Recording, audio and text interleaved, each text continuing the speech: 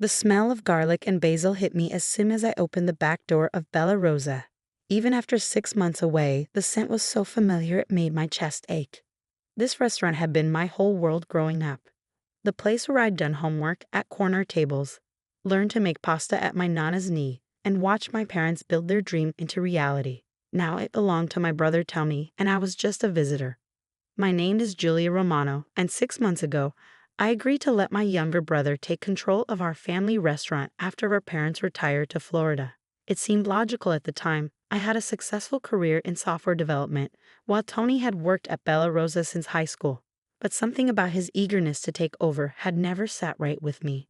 Jules, Maria, our longtime hostess, spotted me as I made my way through the kitchen. "Oh my God, you're back." She rushed to hug me, her familiar perfume mixing with the cooking smells. "We've missed you around here. It's different now." The hesitation in her voice made me pause. "Different how?" Before she could answer, Tony's voice boomed from the office. "Who let you in the back door?" I turned to face my brother, noting how his traditionally warm brown eyes had turned cold and businesslike. At 32, 2 years younger than me, he'd always been the charming one, the social butterfly. But something had changed in him since taking over the restaurant. "I still have my key," I said, holding it up. "Dad never asked for it back." "Well, you should have called first," he said, straightening his expensive suit jacket. The designer label was new. Tony used to say only pretentious people spent that much on clothes. "We're busy preparing for dinner service." "It's 3 in the afternoon," I pointed out. "And I need to get something from Dad's office." "My office now," he corrected quickly. "What do you need?" Mom called. She can't find their wedding anniversary photo album and thinks Dad left it in his desk when they moved. Tony's face tightened almost imperceptibly. "I cleaned everything out of that desk. There was no album." "I'd like to check myself, if you don't mind." It meant a lot to Mom. He blocked the office doorway, his shoulder tense. "I said I cleaned it out. Don't you trust me?" The question hung in the air between us, heavy with unspoken tension. Once, I would have said yes without hesitation. Tony and I had been close growing up, partners in crime in the controlled chaos of a family restaurant. But lately, 10 minutes, I said firmly. "That's all I need." He stared at me for a long moment, then stepped aside with obvious reluctance. "Fine, but make it quick. I have a supplier meeting soon." The office looked different than I remembered. Dad's old football posters were gone, replaced by modern art pieces that seemed out of place in a family Italian restaurant. His ancient desktop computer had been upgraded to a sleek laptop.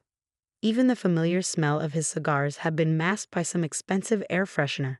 I went straight to the desk, pulling open drawers that had once been organized chaos but were now meticulously arranged. No photo album. I was about to give up when I noticed something odd about the bottom drawer. It seemed shallower than I remembered. Kneeling down, I ran my fingers along the edges until I felt it. A slight gap that shouldn't be there. With careful pressure, the false bottom popped up, revealing a hidden compartment. There was no photo album. Instead, I found a small black device about the size of a USB drive. When I picked it up, I realized what it was: a wireless camera receiver. "Find what you were looking for." I jumped at Tony's voice, quickly palming the device. "No album," I said, standing up. Mom must have packed it after all. He nodded, but his eyes narrowed slightly. "Then I guess you're done here." That night, alone in my apartment, I connected the receiver to my laptop. As a software developer, I knew my way around most technology. It took only a few minutes to access the stored footage. What I saw made my blood run cold. The camera had been hidden in the office's smoke detector, positioned to capture the entire room.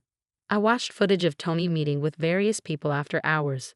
Meetings that had nothing to do with restaurant supplies. "The restaurant's perfect for this," he told one man in an expensive suit. "Cash business, high turnover. No one looks too closely at the books in places like this." "And your sister?" the man asked. "She's not going to cause problems." Tommy laughed. "Jules, she's too busy with her tech job to pay attention. Besides, she trusts me." "They all do." My hands shook as I fast-forwarded through more footage. Money changing hands. Ledgers being altered. Conversations about cleaning cash through the restaurant's accounts. My brother was using our family's beloved restaurant to launder money. Suddenly, his insistence on taking control made perfect sense. His new clothes, his expensive car, his eagerness to get our parents to retire. It was all part of his plan. "Oh, tell me," I whispered to my empty living room. "What have you done?" My phone buzzed. A text from Maria. "Can we meet? There's something you need to know." I stared at the message, then back at my laptop screen where Tony was shaking hands with another sketchy business partner. How many people had suspected something was wrong but been too afraid to speak up? "Corner Cafe, tomorrow morning," I texted back. 7 a.m. I stayed up most of the night, reviewing footage and taking notes. The camera had been recording for months before our parents retired. Dad must have suspected something, installed it secretly. But why hadn't he said anything? Why leave it for me to find? The next morning, Maria was already waiting when I arrived at the cafe, nervously shredding a napkin. "I should have called you sooner," she said as soon as I sat down. "But Tony, he's changed. He watches everyone, writes up people for tiny mistakes. 3 longtime servers have quit already." "How long have you known something was wrong?" I asked gently. She glanced around before leaning closer. "A few months. The numbers stopped making sense. We're doing the same business we always did, but somehow there's so much more cash. And these men come in, have meetings with Tony after hours." "Why didn't you tell my parents?" "Tony said he was making improvements, modernizing things. Your parents were so excited about retiring, about him taking over." She twisted her wedding ring anxiously. "But last week, I overheard something. They were talking about using the restaurant to clean dirty money. When Tommy saw me, he said if I breathed a word to anyone, he'd make sure my son lost his scholarship." My chest tightened. Maria's son Marco was in his first year of medical school, attending on a scholarship Tony had helped arrange through one of his new business contacts. "I found Dad's camera," I told her quietly. "I've seen the footage." Her eyes widened. "Your father knew?" "I think he suspected. But I don't understand why he didn't confront Tony directly." "Maybe," Maria hesitated, "maybe he wanted you to find it. You're the one who could understand what to do with it." I thought about my father, about how he always encouraged my interest in technology even while Tony mocked it as nerdy. Had he known this moment would come? "I need to be careful," I said finally. "These people Tony's involved with, they're dangerous. And he has leverage over too many people." Maria nodded, understanding. "What are you going to do?" I pulled out my phone, showing her an app I created overnight. "First, we're going to gather evidence. Real evidence, not just suspicions. I need your help, but it has to look like nothing's changed." "Of course," she said without hesitation. "Whatever you need." As we planned, I thought about the restaurant, about all the family memories it held. Sunday dinners after closing, birthday celebrations in the kitchen, my nana teaching me her secret recipe for tiramisu. Tony wasn't just laundering money, he was corrupting everything our parents had built. I wasn't going to let him get away with it. But I had to be smart. One wrong move, and I wouldn't just be risking myself. I'd be putting Maria, Marco, and who knew how many others in danger. I needed more than just the camera footage. I needed to understand exactly what Tony was doing and who he was working with. Most importantly, I needed him to keep underestimating me. Let him think I was just his tech-obsessed sister, too naive to see what was happening right under my nose. He'd learned soon enough just how wrong he was. Over the next 2 weeks, I built my case carefully. The app I created allowed Maria and other trusted staff members to document suspicious activities without risking detection. Every late-night meeting, every unusual cash deposit, every strange supplier who visited Tony's office. It all went into my encrypted database. But the real breakthrough came when I discovered something else in Dad's hidden compartment, a small notebook filled with codes and numbers. At first glance, it looked like random scribbles. But Dad had taught me about ciphers when I was young, one of our many nerdy activities that Tony had never been interested in. It took me 3 days to crack his code, and when I did, I felt sick. Dad hadn't just suspected Tony's activities, he'd been tracking them for months. The notebook contained detailed records of suspicious transactions, names, dates. He'd been building his own case, but something had stopped him from acting on it. I was in my apartment, cross-referencing Dad's notes with my home data, when my phone buzzed. A text from Tommy. "Coming by the restaurant tomorrow? Need to discuss something important." My fingers hovered over the keyboard. In the past 2 weeks, I've visited Bella Rosa several times, playing the role of the oblivious sister perfectly. Tony had grown more relaxed, less defensive about my presence. Sure, I typed back. Lunchtime ok. Perfect. Don't be late.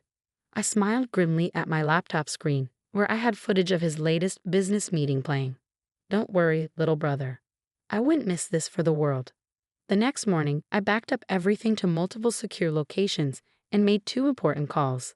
Then I headed to Bella Rosa, the USB drive with the camera footage tucked safely in my pocket. Tony was waiting in his office, looking unusually pleased with himself. Jules, right on time.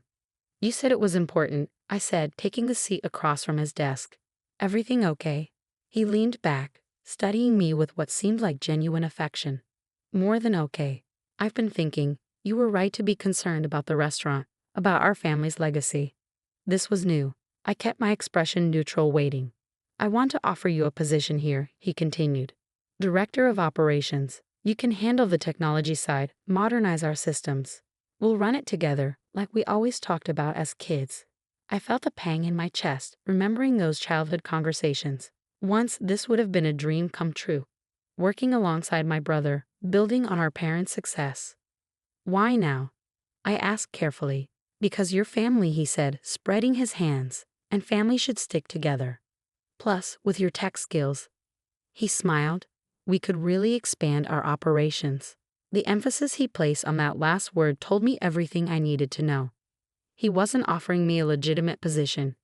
He wanted to use my skills to help him launder money more efficiently. That's quite an offer, I said slowly. Mind if I think about it? His smile tightened slightly. Of course. But don't take too long. This is a limited time opportunity. Was that a threat? Knowing what I knew now, probably. I stood up, adjusting my bag. I'll let you know by the end of the week. As I reached the door, he called out, "Oh, and Jules. Let's keep this between us for now. No need to mention it to Mom and Dad." I nodded, not trusting myself to speak. Outside the office, I took a deep breath, then texted a single word. Ready. Everything happened very quickly after that. As I walked through the kitchen toward the front door, I heard them enter, FBI agents moving swiftly and professionally. Tommy's outraged shouts echoed behind me as I stepped outside, where 2 people were waiting. Agent Carter, the woman introduced herself, showing her badge. We got your evidence package. Impressive work. Will it be enough? I asked. She nodded. More than enough. The camera footage alone would do it, but combined with your father's records and the financial data you collected, your brother and his associates are looking at serious time. I closed my eyes briefly, relief warring with sadness. Keep my father's name out of it, please. He tried to handle it himself, protect the family. That's why he retired when he did, to get my parents away from this mess. We understand, Agent Carter said gently. As far as anyone needs to know, the investigation started with anonymous tips from concerned employees. I watched as they led Tony out in handcuffs, his expensive suit wrinkled, his face a mask of fury. Our eyes met, and I saw the moment he realized the truth. You, he snarled. My own sister? No, Tommy, I said quietly. You did this. You betrayed everything Mom and Dad built, everything we were supposed to protect together. They put him in a car and drove away. I stood there for a long time, watching the place that had been my childhood home, now surrounded by federal agents and crime scene tape. Maria appeared beside me, tears in her eyes. What happens now? Now, I said, squaring my shoulders, we clean up his mess. Together. The next few months were a blur of legal proceedings, media coverage, and damage control. The restaurant stayed closed initially, but I refused to let it die. While Tony awaited trial, I worked with the FBI to clear Bella Rosa's name, proving that many of the staff had been unwitting participants in his scheme. I took a leave of absence from my tech job and threw myself into restoring the restaurant. The old staff rallied around me, not just Maria, but the cooks, servers, and those boys who have been part of our extended family for years. The hardest part was telling our parents. Mom cried, but Dad just looked tired. You found a camera, he said quietly when we were alone. And my notes. I nodded. Why didn't you tell me? He sighed heavily. I thought I could handle it myself, protect both of you. By the time I realized how deep Tony was in, I was afraid they'd hurt him if I went to the authorities directly. So I left the evidence where I knew you'd find it. Because I'm the nerdy one, I tried to smile. Because you're the strong one, he corrected. You always were. Tommy, he wanted easy success, quick money. But you understood what really matters. 6 months after Tony's arrest, we reopened Bella Rosa. The dining room was packed with familiar faces, loyal customers, employees past and present, people who believed in second chances. I stood in the kitchen, watching the organized chaos I remembered from childhood. The smell of garlic and basil still filled the air, but now it felt clean again, honest. Maria's son Marco, home from medical school for the weekend, was helping serve tables. He'd insisted on keeping his scholarship money, working to pay it back himself rather than letting his mother feel indebted to Tony's corrupt contacts. My parents came back for the reopening. Mom hugged every customer like family, while Dad stood in his old office, my office now, looking at the changes I'd made. The modern art was gone, replaced by family photos. His old football posters were back up, next to my framed computer science degrees. You've done good, Julia, he said gruffly. The place feels right again. I thought about Tommy, about the plea deal he'd taken that would keep him in prison for at least 5 years. About the choice I'd made to protect our family's legacy, even at the cost of betraying my own brother. We'd all make choices, I said finally. Tommy chose greed. I choose this, our family, our real family. Dad squeezed my shoulder, and together we watched the restaurant buzz with life. This was what success really looked like. Not secret meetings and laundered money, but good food, honest work, and people coming together to share something real. Bella Rosa was more than just a restaurant. It was a testament to the power of choosing right over easy, of protecting what matters most. Tommy had forgotten that, but I never would. Because in the end, true family isn't just about blood. It's about the choices we make and the people we choose to become. I chose to be my father's daughter, my mother's strength, and the guardian of everything they'd built. Not because it was easy, but because it was right. And sometimes that makes all the difference.